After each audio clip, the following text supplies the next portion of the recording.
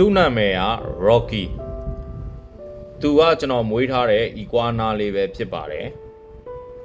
တချို့မြန်မာလိုခေါ်ကြတာကတော့ပုတ်တင်ညိုအကြီးစားဆိုပြီးခေါ်ကြတယ်ဒီကောင်လေးကဘာတွေစားလဲဆိုရင်အသီးအရွက်တွေနဲ့အသီးနှံတတ်လွတ်တီးတန့်စားတဲ့ကောင်လေးဖြစ်ပါတယ်ကျွန်တော်သူ့ကိုမွေးလာခဲ့တာ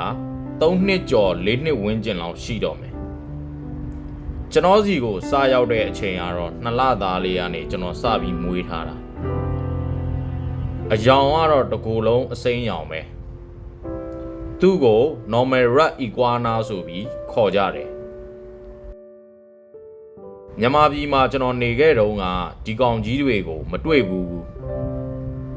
ထိုင်းကိုကျွန်တော်ရောက်ပြီးတိရစ္ဆာန်ယုံနေကျွန်တော်ရောက်တဲ့အခါမှကျွန်တော်သတိထားမိခဲ့တယ်ပုတ်တင်ညိုအကြီးကြီးတွေပေါ့နော်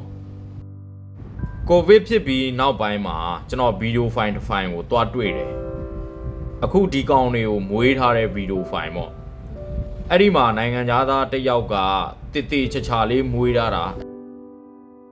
လုံးဝစိတ်ဝင်စားဖို့ကောင်းတဲ့အကောင်ကြီးပေါ့နော်ကျွန်တော်အဲ့ဒီမှာစပြီးတော့စိတ်ဝင်စားခဲ့တယ်အဲ့ဒါနဲ့ကျွန်တော်လေးလာရင်းနဲ့ဒီကောင်တွေကိုတီးသန့်မွေးတဲ့ channel ကိုကျွန်တော်ရောက်သွားတယ်ရောက်သွားပြီးတဲ့အခါမှာအကောင်2ကောင်ကိုကျွန်တော်ဝယ်ခဲ့တာပေါ့နော်တစ်ကောင်ကအပြာရောင်လေးတစ်ကောင်ကအစိမ်းရောင်လေး